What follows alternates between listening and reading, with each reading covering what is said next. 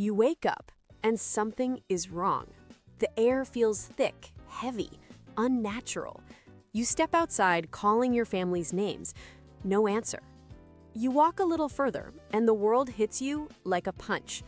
People, everywhere, lying silently on the ground. And in that moment, you ask the question no one wants to ask.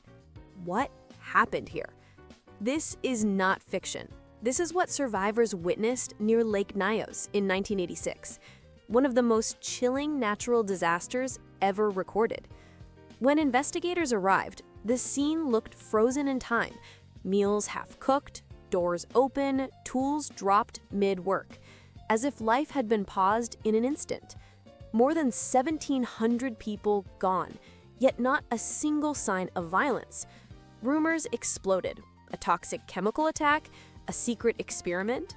A volcanic eruption? Some even whispered that the lake had released an ancient curse, but the truth was far stranger than any of those ideas.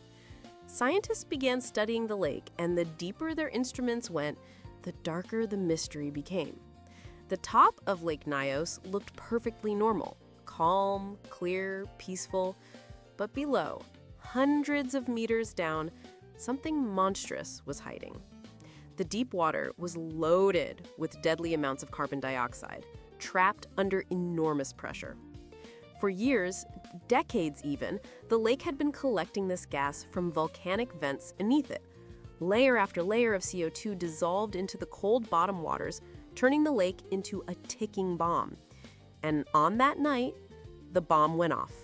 Something, no one knows exactly what, disturbed the bottom layer. Maybe a landslide, maybe a pocket of warm water rising, maybe the pressure simply became too much. Whatever triggered it, the effect was instant. The gas shot upward with explosive force. The lake erupted, not with fire, but with a towering column of CO2 blasting into the sky. The water churned like boiling soup. A massive wave surged outward. But then came the real horror. CO2 is heavier than air, so instead of rising, the gas curled downward. It spilled over the crater wall like a ghostly avalanche, a silent flood of death rolling into the villages below at terrifying speed. People never saw it coming. No warning, no sound, just one breath, and they were gone. Animals collapsed where they stood. Birds dropped from the sky. Fires extinguished instantly. An entire valley suffocated in minutes beneath an invisible blanket of gas.